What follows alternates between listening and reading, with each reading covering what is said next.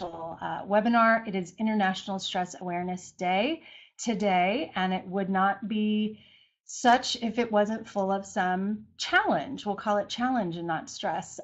So I'm excited to have several people with us here live right now. I know more people will be calling in as we go along, and we're also recording the session so that you'll be able to watch and learn more about stress and what it is and how it affects us and what you can do about it in this probably 40-minute discussion that we're going to have today. So for those of you who don't know me, I am Heidi Hanna, and I am the Executive Director for the American Institute of Stress.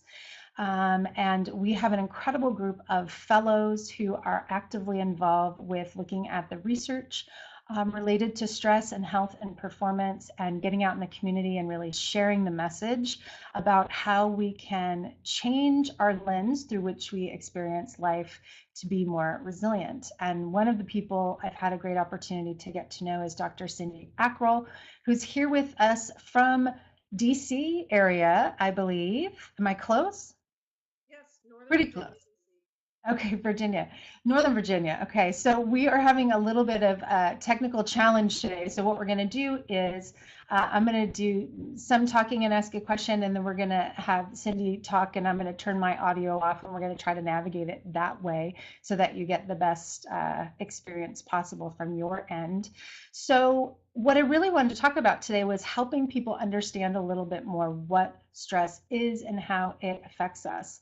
And so, Cindy, maybe we could start with that, with your experience working with patients and clients. And I know you do both. You've been in practice, in a medical practice, working with people, patients, and you've also worked with a lot of organizations. What are you seeing in your work as being some of the, I guess, clearest indications that stress has gone from being something that might be tension or pressure to something that's actually causing some pain and problems? I think one of the things is people are actually discussing it more, which didn't used to be. People would hide it. So it's a topic of conversation, and I love what you're doing at AIS because I think it's going to clean up some of those conversations so people really understand what they're talking about. Because right now we're sort of sloppy about it. Like everything is stress, including what happens to us and what our reaction to that is, whereas stress is actually a reaction to what's going on.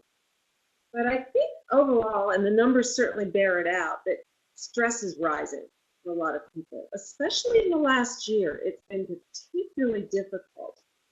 And one of the things we're starting to realize is that you can't just focus on one thing and say, this is my stress, and everything else is okay, but that all of these things are additive. So the background context in which we're living has gotten more stressful. There's a lot of fear out there, and people are starting to see it affect their thinking. Mm-hmm. So how are you seeing, I know we know the statistic. I know we have statistics around that. One of the ones we talk a lot about is that 75 to 90% of medical visits seem to be stress related, and that the cost, I mean, we're just now actually doubling our figure with regards to what it costs the US economy, at least now being around $600 billion a year. That can feel really overwhelming and stressful. So how do you see, I guess, maybe on an individual level, that that's showing up for people? It's showing up for people by their hitting tipping points. They're starting to sort of have a midlife crisis approach to it. It's, what is this all about? And what matters, and why do I feel so disconnected from what matters? That I'm having people reach out for other reasons. They want executive coaching, and very quickly the conversation lands in how do I be more effective? And as we explore that, more people saying they aren't sleeping. They aren't getting their to-do lists done. They're going home with their troubles and returning in the morning with their troubles and not sleeping well in between. So just a lot more discussion of it, and people starting to think, well, how can I keep doing this? I hear a lot of fantasies about quitting jobs too. So it seems like sleep, as you mentioned, has been a real challenge and one of the ways that stress can manifest. And as you mentioned in the beginning, it's that stress, the way we use the word, is not just this one-time occurrence. It's this broad kind of relationship that we have and the lens through which we see our circumstances. And so sleep, I think, is one of those examples where when we feel a lot of stress, then we don't sleep well, which makes the stress worse because our brain is now sensitive to things that might be potentially challenging or could be threatening to our even emotional health in ways that we wouldn't think about. So you talk about people wanting to quit their job, for example. A lot of times it's not actually that they can't do the job, but the overwhelming demand on their time and energy throughout the day and not being able to kind of catch their breath.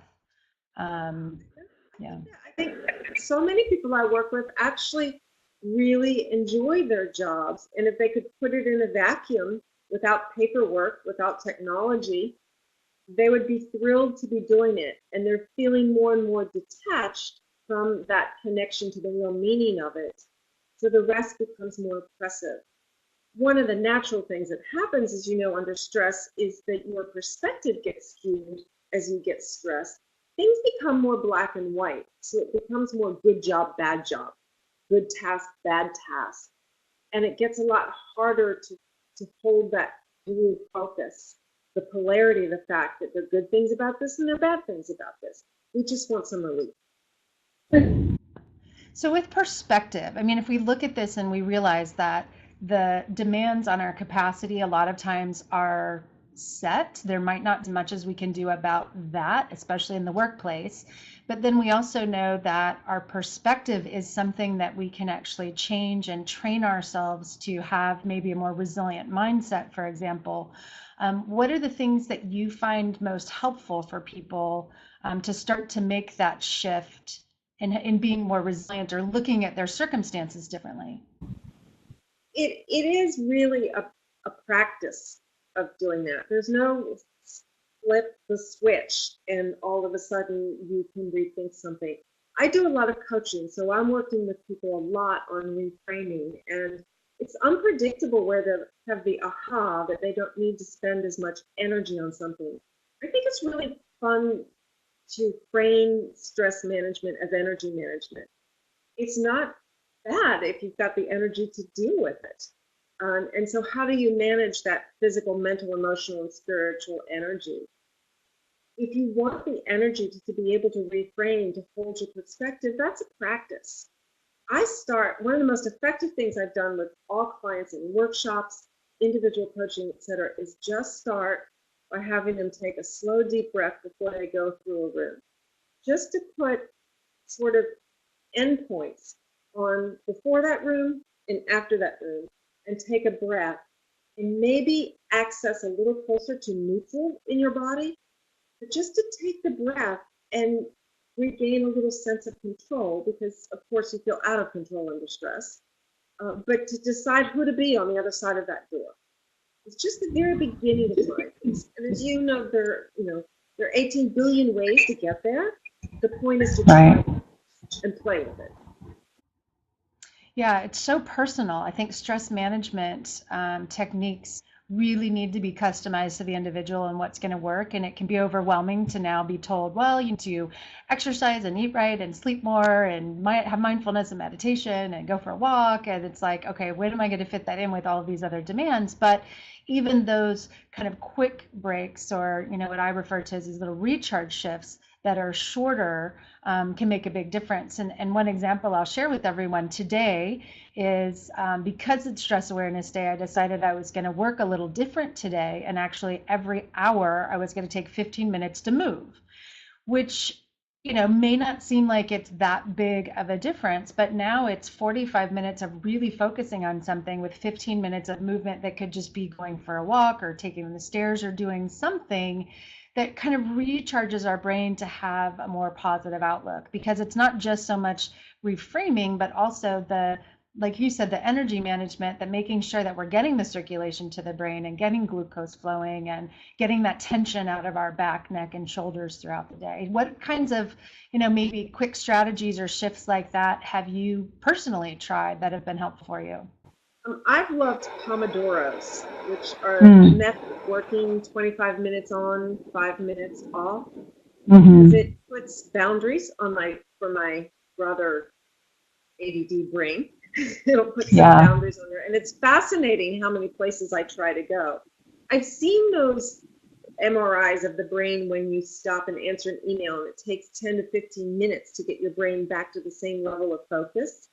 So by structuring your time into chunks and saying, okay, this is when I'm focusing on this, and then I'm stopping, lets your brain know it's getting a break. You Mhm. focus better, and then you take a time off. And a lot of my clients have really enjoyed that. The brain can't store sugar, as you said. It doesn't have stores of all the things it needs to make neurotransmitters. So it's like running your computer without plugging it in. So Right. it does need some charging. And I love your word recharge. I think that's a beautiful word for this.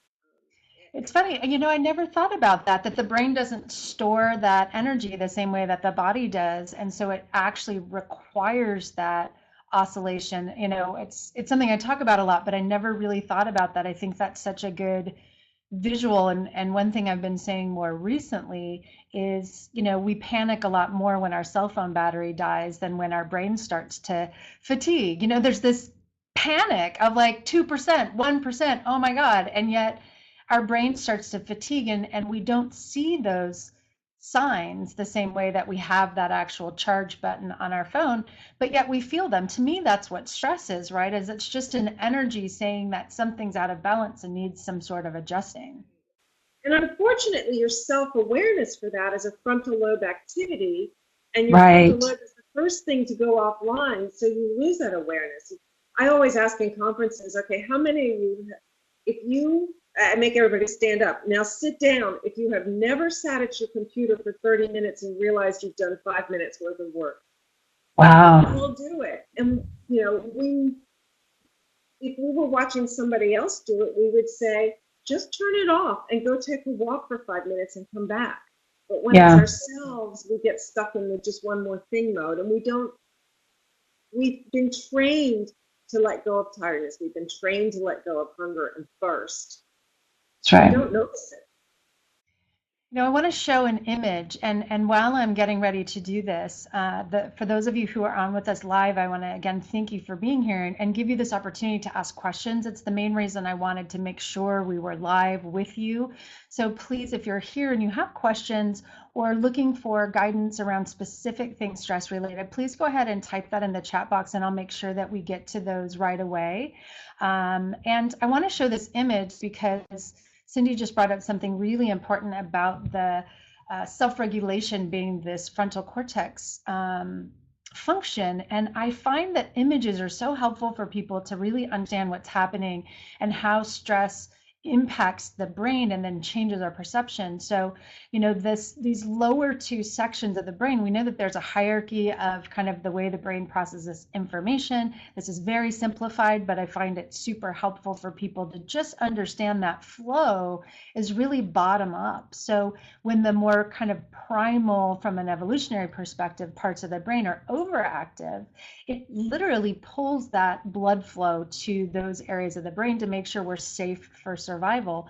And if it's not getting all the way to that frontal cortex, prefrontal cortex, human part of the brain, then it's very hard to self-regulate. So starting to notice that as it's coming may actually be more physical types of symptoms of fatigue or anxiety or tension. I know for me, it tends to be my back and my neck and shoulders start to kind of hunch up, and my human brain isn't really saying, oh well, we need to go move. It's just saying something is seriously wrong and we need to push through this. And it's that training of awareness of starting to actually say, when I feel this, this is what's going on, and I need to then kind of unleash that energy flow up there, which is why I think shifting our state is so helpful, whether it's moving or stretching or even things like aromatherapy or listening to music can also start to change the way that that energy flow is happening. So I just wanted to show that image for those of you who may be new to that concept, that it really is a brain organization process happening. And when we unlock that flow and create more awareness on a regular basis, it's quicker. It still happens, but you notice it and you've now paired that with something that you can do. And I think that's why talking about the shifts and what people can do with that energy is helpful and empowering and lets you know you have some control. Control is a huge factor. The world is full of things we can't control, and an acceptance of that, and then looking at what we can't control. So how have you seen that, maybe that component show up, whether it's for you or for your patients and clients, that element of control? It's huge. It's absolutely huge. And I tend to work with a lot of high control need people to begin with. I Right. work a lot with lawyers and doctors who are used to it. So that is a huge element. I also see as people climb the ladder and get higher in a position, if there's something they don't have control over as well, they tend to avoid it a little Mm. bit. For example, they may be excelling in one area of work and not excelling in not feeling as control in a relationship, and they tend to focus where they feel that control and let go of where they don't. And Mhm. that's most unfortunate. The control, as you said, is a huge part of it. All the research showing that when we feel like we've got the resources and skills to handle what's on our plate, it's called peak performance, not Right. stress. So, how do we do that? When you were talking about energy and knowing how to get back to there, I was I love your cell phone analogy. Mine is a car analogy. Our brain needs a dashboard. It needs a Mhm. dashboard to tell you when it's low on the variety of energies that we use. But you can start to create your own dashboard and get that awareness back, like you picking your shoulders. For me, I set my jaw. I'm a headache person, and Mm. this is part of why I went into this. When I was in medicine, I never understood why we waited till somebody was a flagrant diabetic to say, you might want to eat better. Right. um, and, how do we back up to creating a state of real well being?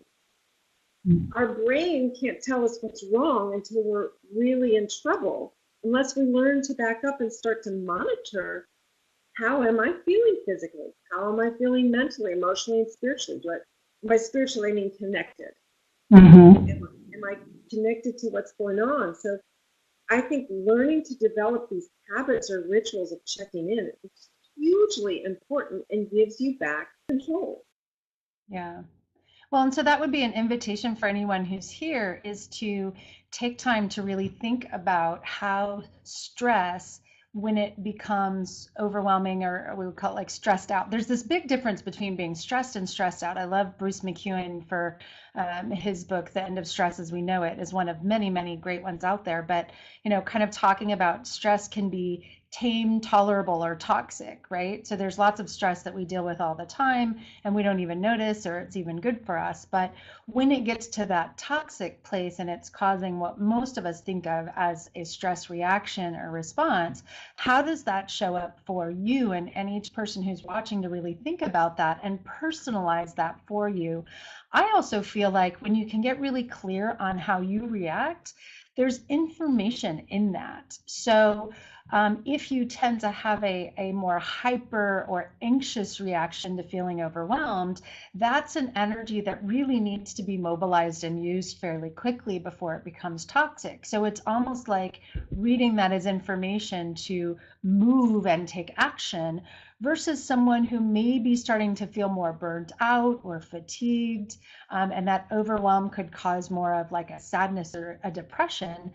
That may be information that you really need some nourishment and some self-care, something like massage, or even, having conversation with people and reaching out to people. So for me, I find that if I don't judge myself for my stress reactions and instead look into them with curiosity of like, what is this trying to teach me?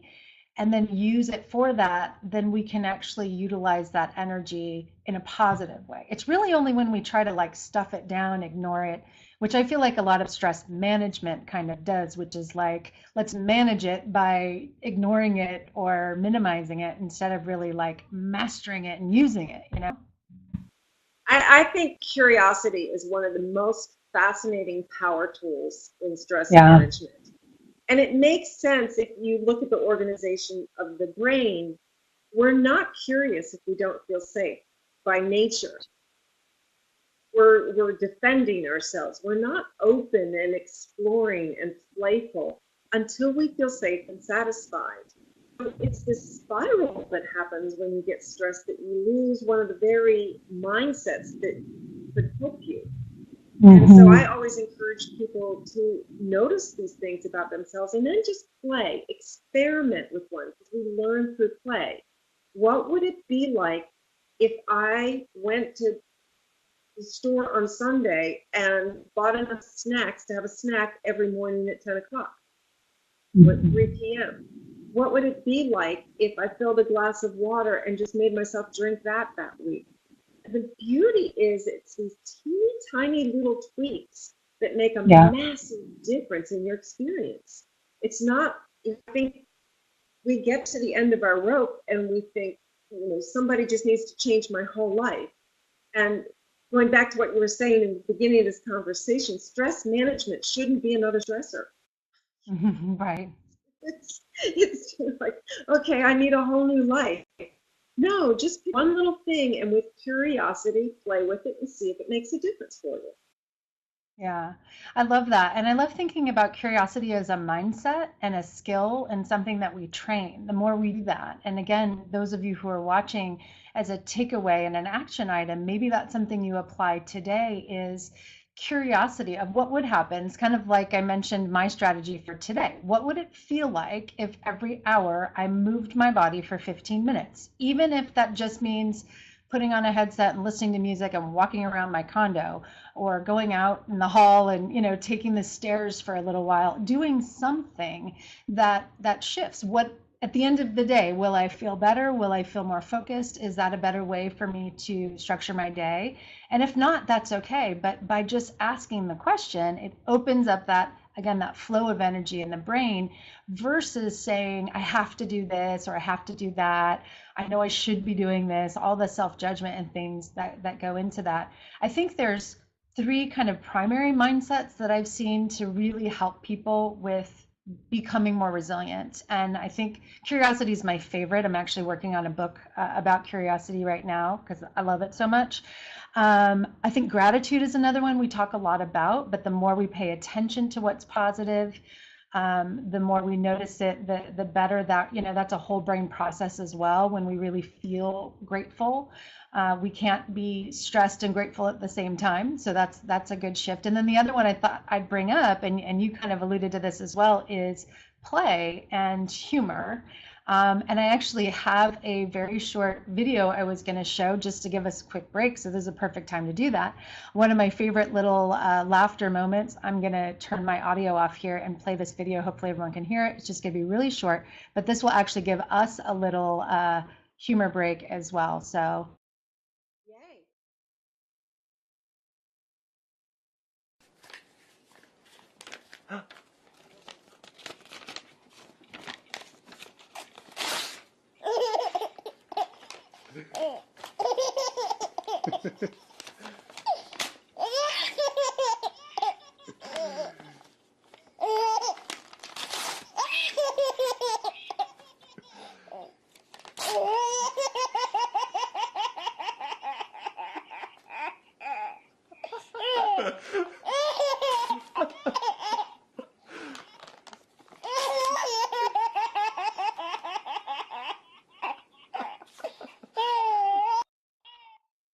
Here Okay, I don't know if that worked for everybody. It was like crazy town over here. I saw a baby and I heard a different baby, and I don't know what's going on, but hopefully the effect came through for everybody.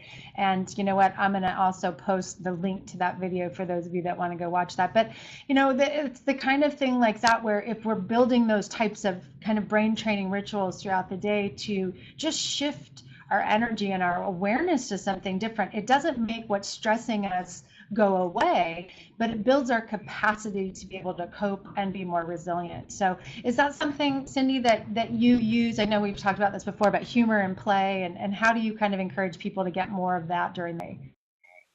Actually, I use that same video in talks because it's one of my all-time favorites. I highly encourage play, and I get people to experience it when I'm working with them.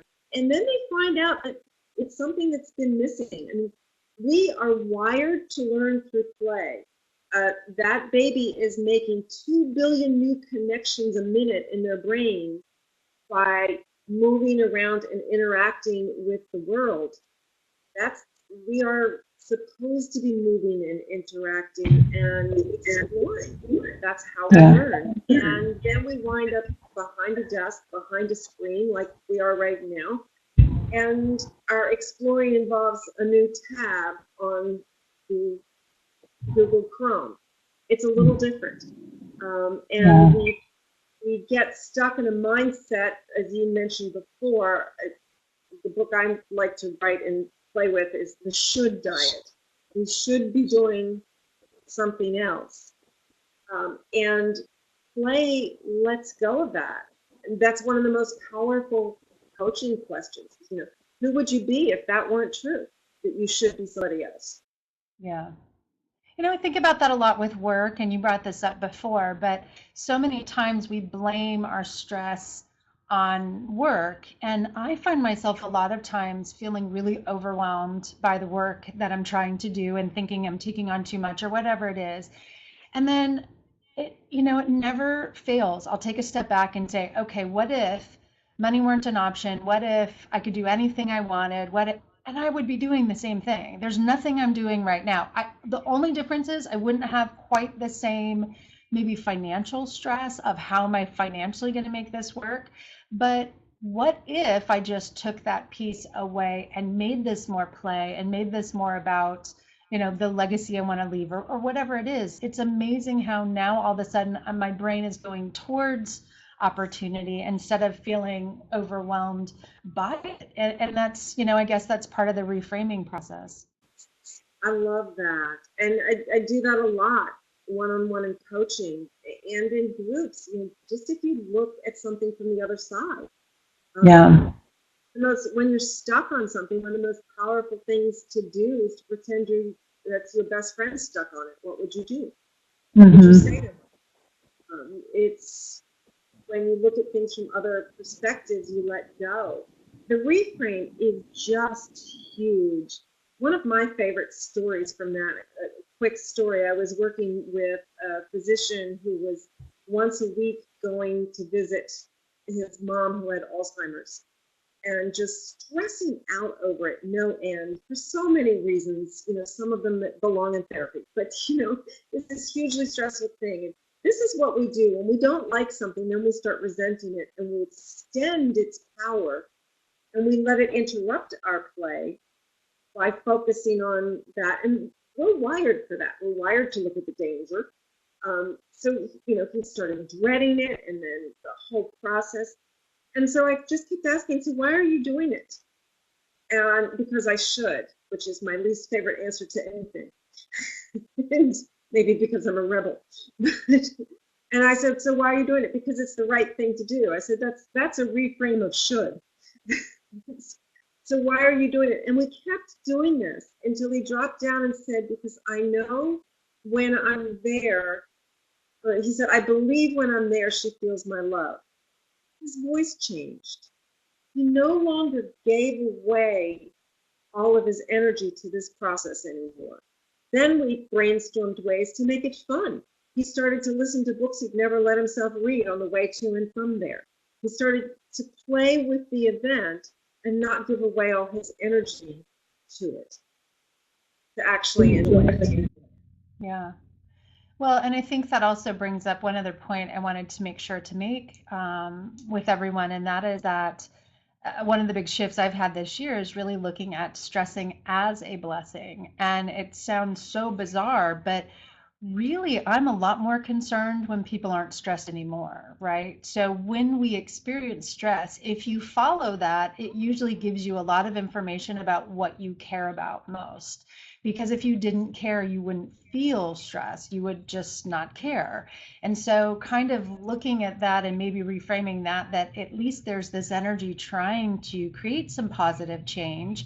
And if we look into that, especially if we have some support, whether it's a coach or a friend or a colleague or someone that we can have conversation with and build community around, and even some accountability for the changes that we're trying to make. I think that's one of the biggest challenges probably today is we're so hyper connected. I think you mentioned this in the beginning through technology, but we're so disconnected from kind of real, deep, meaningful relationships because everyone's in such a hurry all of the time and we're not spending time together. And we're more comfortable with busy. I think underlying what you're talking about is a really important principle. When they study peak performance, the people who are natural peak performers tend to not personalize things as much, and they tend to make them situations temporary. But when you're overwhelmed with something stressful, really overwhelmed, it feels permanent. I can't get out of this. And there's something wrong with me that I can't get out of this. So by your turning stressing into a blessing, part of what you're doing is taking yourself out of it a little bit and making it a signal, not something wrong with you. You're depersonalizing it, which empowers you.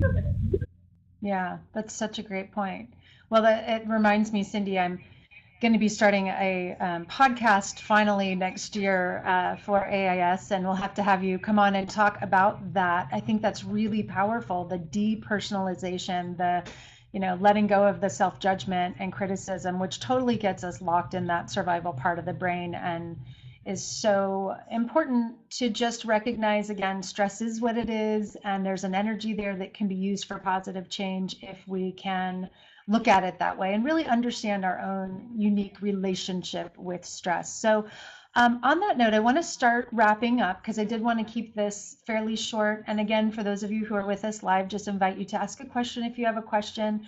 I wanted to provide a couple additional resources for everybody. And one is today only, but it's a fun way to play and use a little bit of humor. We're actually doing a humor stress comic caption contest, which is a mouthful, but essentially if you go to the Facebook page I just posted, it's a nonprofit that I have called Beyond Funny, which shares resources related to humor and resilience. And we have a contest happening today where you can vote on the funniest caption, and the winner's going to receive some cool prizes. It's part of a collaboration we're doing with the Association for Applied and Therapeutic Humor, which is a mouthful, but while I'm at it, let me just give you that website as well. It's aath.org. If you want to see some of the research about humor and resilience and the brain, they've got some great resources there. Cindy, what resources do you want to share with people today? Where can they get more information about you, or if they even want to maybe chat with you or set up a coaching session with you, how can they do that? Really through my website's the best way, which is cynthiaackrell.com, and I'll put that in just a moment because I know my limits of typing and talking. Thank you. Really, you can find me easily through that. It's in actually today. It's being changed around, so bear with it today. But lots of resources under the resource tab for that on YouTube, Facebook, Twitter, etc. But I welcome any questions or any way you know that I can support you or the people you know, or figure out better ways to do it all, because we're all human beings together. And that's the good part. That's so true. It's so true. We are all in this together. And my hope is that, there are some changes and exciting things happening with the American Institute of Stress. It sounds like we're going to actually have our first live conference next year. That's news to you, I know, Cindy, because we're literally just making some of these decisions. So I'll follow up with you and let you know about that. But it's interesting how this is coming about. It's coming from a need that someone's been doing a really incredible conference, and they're looking to step out, and it has to do with the military. So we're looking at adding a civilian track to a combat stress conference, which I think is going to be an awesome way for us to all come together. And certainly there's so much need right now with not only our military professionals dealing with post-traumatic stress, but also our first responders with all of the storms and all of the things that have been going on, the fires. It's really a time that we can come together and support each other. And there's nothing that helps us individually to be more resilient than serving others and support. I gave myself goosebumps thinking about that.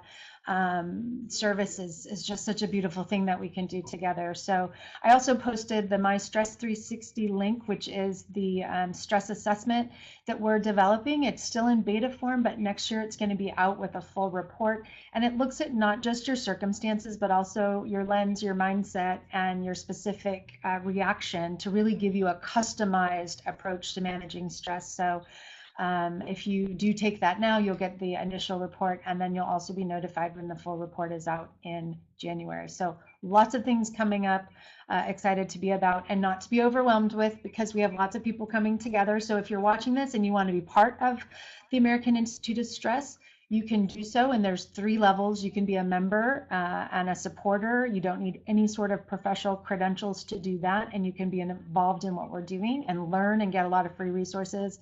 We also have a diploma and fellow status for those who do have professional training or medical training, and you can find out all about that. I'm not really good at this either, multitasking, but I'll go ahead. That one's pretty easy. You can go to stress.org for more information on that. So Alexi, and I know we've got, who do we have here? Alexi was our sound check. We've got Judy, and I know many of you who will be watching the recording later. Thank you for joining us. And we are going to be doing more regular webinars and training sessions, so please keep an eye out for that as we get into the new year as well. Oh, and one last thing I'll share. In December, we have our Contentment magazine coming out, and Cindy has contributed a really fun, humorous, but helpful piece on managing the stress of the holidays with a really cute letter to Santa. So if you want to see that, make sure that you're on our mailing list for the American Institute of Stress as well. So Cindy, thanks for spending time with me. Let's say maybe one last tip for the day today. What are you going to do today to manage stress? I'm packing to go away, which just makes me so happy. So I'm in a good place. You're in a good place. Good. Well, you're just going to keep doing what you're doing then. I love that. That's wonderful. All right. Well, thanks everybody for being with us. We look forward to seeing you again next time. Thanks, Cindy, for sharing. And everyone have a great day, and make sure to recharge your own battery regularly so that you can be resilient as well. Okay. Bye. Bye. Bye. There we go.